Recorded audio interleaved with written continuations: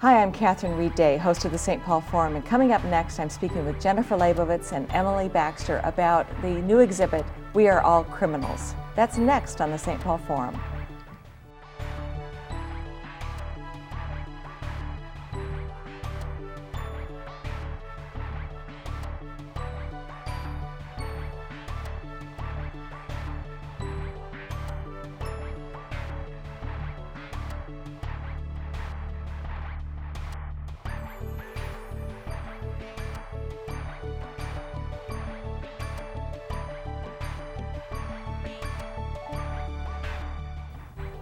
Welcome to the St. Paul Forum. I'm Catherine Reid, and joining me today are Jennifer Labovitz and Emily Baxter of the Minnesota Council on Crime and Justice. Welcome. Thank you.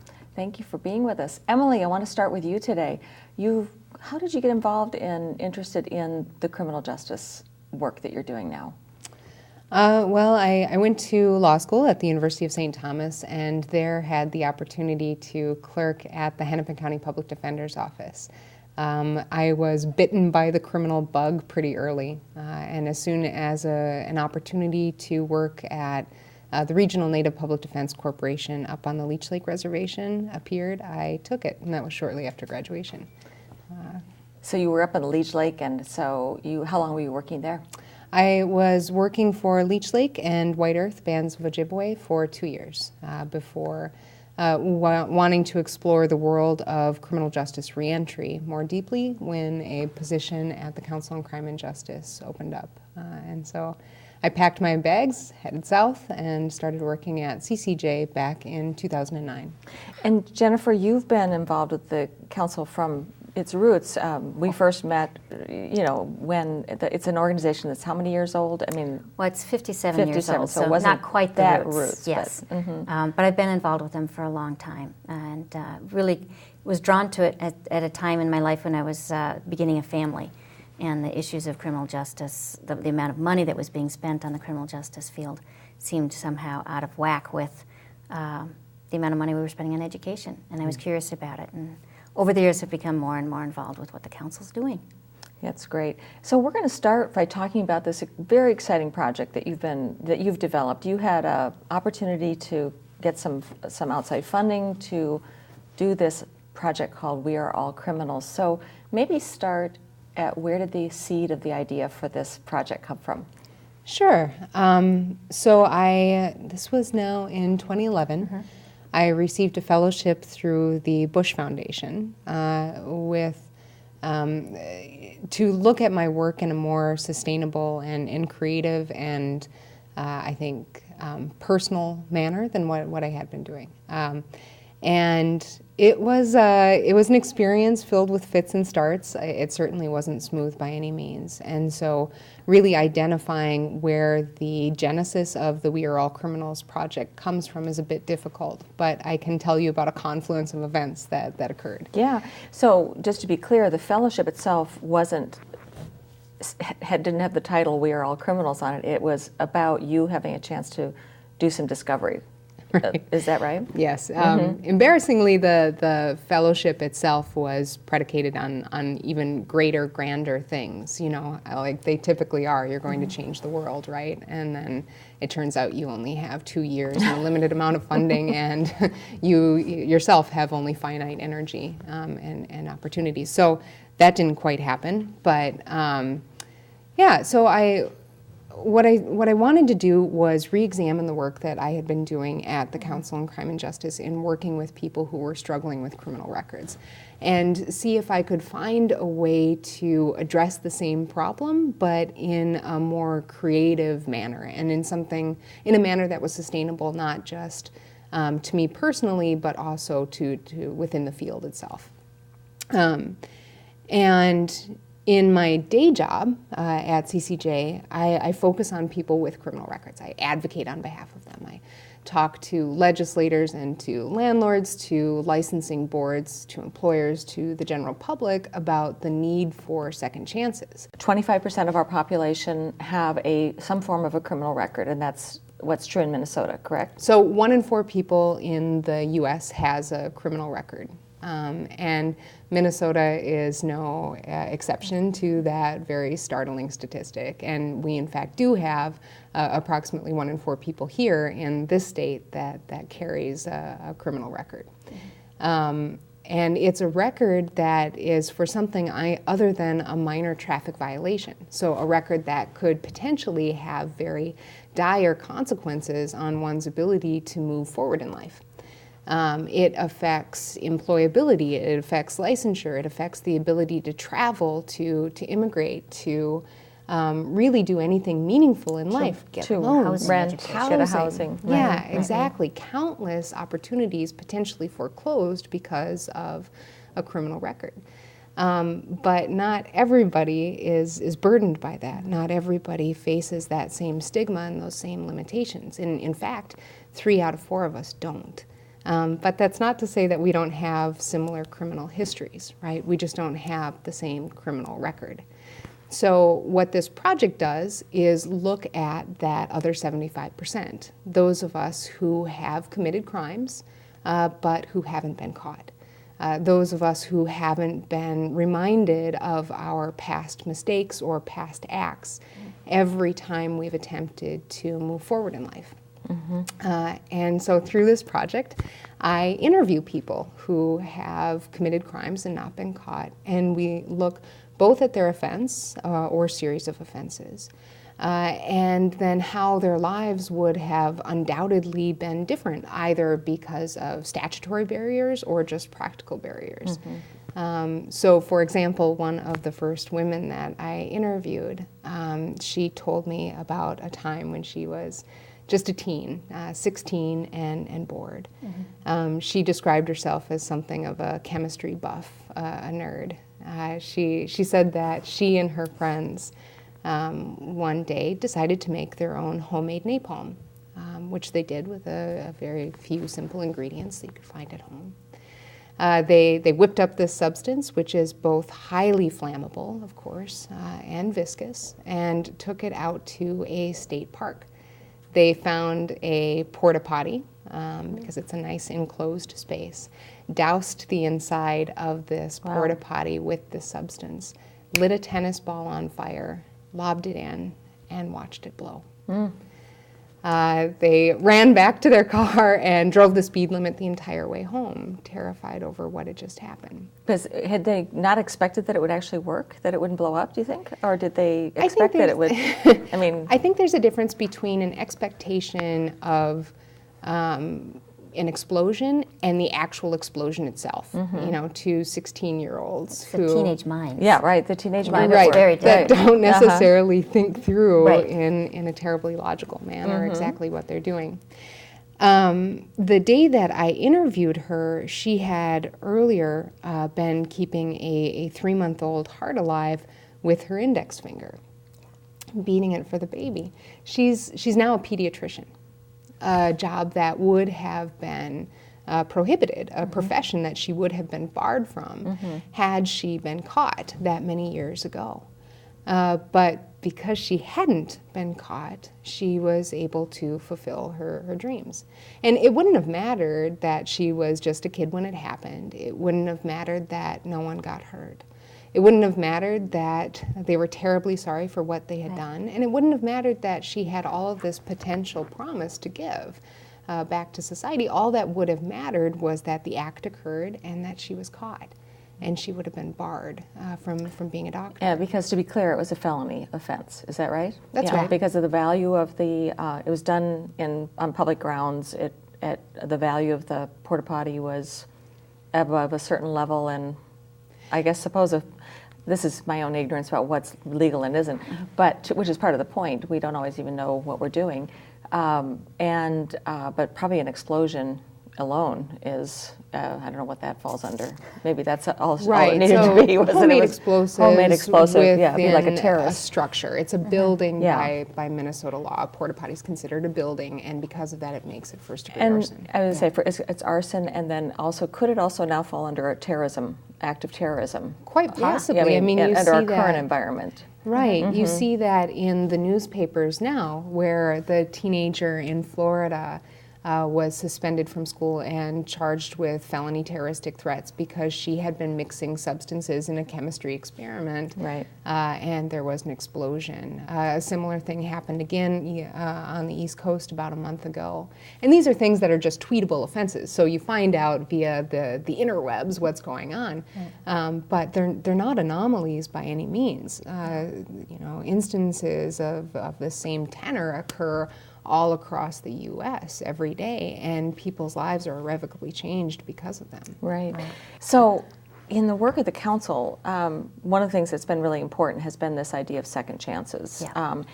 And it's gotten a lot of attention, and Yep. we're in a legislative session in which other important acts that you're concerned about are going to be on the plate. How does this connect to the work of the council? Let's just talk a little bit about. Well, I'm not a lawyer. And so I think one of the things really is important is for Minnesotans to understand that this work shouldn't be relegated to just the lawyers, that we all have a stake in what's happening here. And I guess part of my background and why I'm drawn to this is there are really good people that get caught up in the criminal justice system. Really good people make bad judgment calls, and they deserve a second chance. In my tenure with the council, the number of people that call me who are trying to find help for their son or their brother or their sister or their mother crosses every socioeconomic range that there is. So it's something that's increasingly affecting more Minnesotans. And the need to be able to give people a second chance is really important. The We Are All Criminals project ties this work into that emotion, into that experience that the majority of Minnesotans have, who have that criminal history but have had the luck to forget it and to go on beyond it. Beyond it. So I'm really curious, Emily, how did you figure out who you wanted to interview, and how did you know that they might have something in their past? Had you done some surveying? No, it wasn't so targeted. It was more of a general conversation that elicited this? Right. Yeah. So I drew up a flyer that quite simply said, we are all criminals, and then what have you had the luxury to forget? And asked people to explain the project, and then asked people to contact me via phone or email if they were interested in participating. So I sent that out through our social network at CCJ, and then specifically asked people to forward it on to their social networks so that I could interview people who were 2, 3, 5 times removed from me.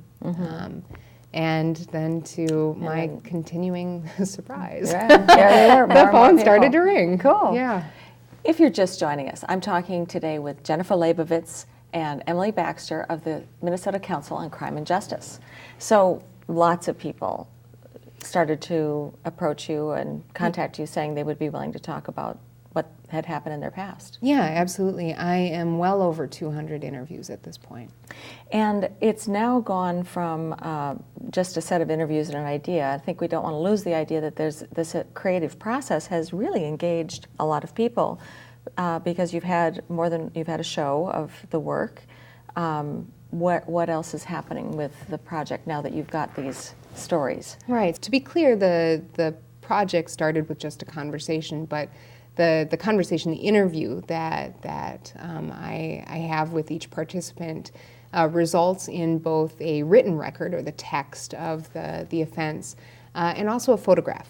So it could be a photo of the individual, him or herself, or a photograph of some personal space of theirs, say a kitchen drawer or the contents of a fridge, an office space, or the park perhaps where the incident occurred. And these are all taken with an eye toward relaying an individuality and a personality, the humanity behind the story, but also protecting the identity of the participant so that you can see kind of the human cost without understanding, without being able to identify the specific person behind the story. So I've taken then those stories and those photographs and put them on a website, weareallcriminals.org, and I've also created a traveling exhibit. It consists of a number of retractable banners that I haul all around the state and now all around the U.S. In an effort to keep the word going.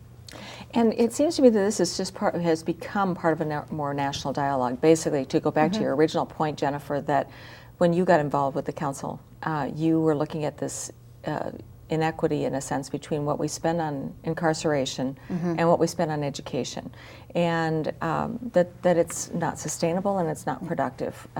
So as we think about this, it's really, we know that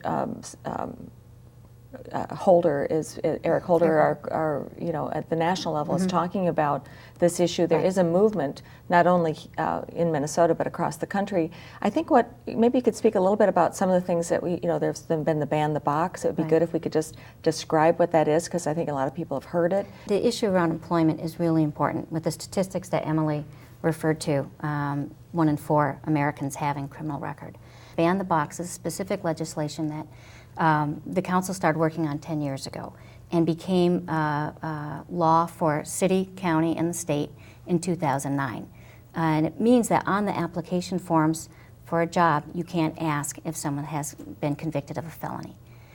We continued that legislative argument forward into 2013, and the state legislature passed this for all private companies. So now any Minnesotan applying for a job cannot be asked that on the application form. And it what does that does not mean you won't be asked. Correct. But what it does is it lets people get in the door so that they have a chance to begin this conversation. They can talk about what they have done to repair if there was an issue. They can clarify what they were caught doing, or whether they were guilty of anything. Sorry. Yeah. That they're more than their record. Right. That they've done more things, Right. because there are a lot of good people who've made mistakes. Exactly. And they've done things that are really worth noting. So ban the box is a big part of that. And we're trying to, there are other areas that the council looks at that Emily made reference to, voter restoration for people with criminal records. That's an important part of building a stake in the community for people. And the Second Day Chance on the Hill, which is coming up next week, is a really important piece for all Minnesotans to be able to have a voice in. That's great. And it does seem to me that, one of the things you said was about employment. I think one of the really interesting things is we do have a low unemployment rate, relatively speaking, and we have a lot of job growth in the community. We don't necessarily have all the workers we need to put to work on the variety of major projects happening. So if we can actually put people through some processes that help them get back to work, essentially, and be returned to productivity, this is going to save a lot of money, it would seem to me. It's going to save a lot of social supports that wouldn't be necessary. Let's assume they've come out of the criminal justice system, they're trying to raise a family or whatever. If we can put them back to work and get them connected, that's, I would guess, one of the messages you're trying to get across to people. Absolutely. There are people here in Minnesota who have families, who need jobs, who can be part of a productive community. And the council has worked hard, along with lots of partners and collaborations, to build that opportunity for those people. And certainly the issues around the barriers of getting to a job because you have a criminal record is something that we all need to look at. I think that there's just, the opportunities for people are there. It's connecting them and giving them the chance. And that's what we're trying to do. Trying to really, and raise a lot of awareness. It does seem to me, Emily, that this We Are All Criminals project really gives people a chance to think about their own lives and think about how they're looking at other people. I was struck by the story of the teacher who was drinking, I think it was a teacher who was at a bar with her colleagues after school, drinking too much, and the number of nights that she or he drove home, knowing that they were beyond a legal limit and that they had never been caught, and was thinking of the implications of that in terms of their students, the risk they put the others, themselves and others into. And I don't know, can you talk a little bit more about are there others like that? That seems to me to be, I just keep thinking there are all those times when, what else have we done? That's, like you say, fortunate to the luxury of forgetting about it. Yeah, the stories that I've collected are across the board. I think for the majority of those that have participated, they have recognized, if not before the interview, then through the process of the interview, the extraordinary luck and privilege that they've experienced in their lives. So, for example, a good number of the people who have so far participated have benefited from a race and class that is not overrepresented in our criminal justice system. We here in Minnesota have some of the most inexcusable disparities when it comes to race in our criminal and juvenile justice system. And in the world of reentry, those disparities are carried forward even further. So there's been social science research that has studied the mark of a criminal record and how it disproportionately impacts men of color who are seeking employment while being burdened by this criminal history. So if you, on the front end, you have more people of color who are getting caught up in the criminal and juvenile justice systems because of our policing and policy disparities. And then you have those disparities that carry forward even upon reentry, then it creates a really kind of an unconscionable environment that we're living in. So many people who have now participated in the project have either recognized that on the front end or during the process of the interviews. And I think that that's a good suture that has kind of weaved together many of these stories. People who are telling their tales, and some of them are petty, some of them are truly egregious. Some people look back at the things they got away with a little bit of glee. You know, others with really heavy hearts. But I would say that the majority of the people who have very graciously given me their tales have called upon that privilege and for some that luck and said that, you know, but for, I would have been caught. Oh, go ahead. I was going to say, I think one of the things, the advantage of this kind of work is it helps us not only with the individuals who have the criminal record, but it's helping people who have the responsibility of hiring to see people in a different light, to see people's whole history, and to understand it, and it's reflected through their own life. So I think the work the council does with both individuals who have criminal records and with employers who are hiring people with criminal records, that this has a way to touch people and enlighten the issue in a way that we haven't had before. Well, and what I'm wondering is it not, I'm thinking that your hope is that they don't just have the aha, gosh, I got away with this, and think about it, but actually begin to think about themselves as becoming advocates. And how do you see that happening? Do you see people, have people whose story have been told decided to become helpful to the cause? Have they gotten active? Is that another step that needs to happen? Well, there was one, this was prior to Ban the Box here in Minnesota, so before that legislation passed, and when private employers could still ask that question, have you ever been arrested or convicted, you know, do you have a criminal record, basically. When that question was still allowed on private applications, there was one business owner that I interviewed who after our discussion, he said that he banned the box. He removed that inquiry from his job application because he realized that, you know, that was like hypocritical, you know, in many ways. He had that on his application because he said he didn't want to work with criminals, without really considering that he himself then would have, you know, been ineligible for employment at his own company. Right. Right. Yeah, I think it has drawn people to the work and to the council. They get excited about the idea, and then they start to see it in themselves. So those that Emily has personally interviewed and gotten their stories, that's one group. But then there's people that are learning about it and beginning to face their past themselves, whether they're coming forward publicly through We Are All Criminals or holding that internally. They're being drawn more into the issues. So it's got definitely a positive effect. It definitely does, and it seems as though, having seen one of the nights when people were there for the show, and knowing that you've been out, there's just been genuine interest in this project. It does seem to me that it does, as you said, let people gently look in the mirror. Right. It's not, you know, pointing at things. I think that's the beauty of the creative work, and maybe you could talk a little bit about what you discovered about this creative process for yourself. Well, it's certainly different than anything else that I had been doing recently. I think the law school process, at least for me personally, kind of, turned me away from more creative ways of looking at problems, and it became much more, logical, much more cold, much more calculating. I think that I've found a more genuine way of looking at a problem at the work that I do. Mm-hmm.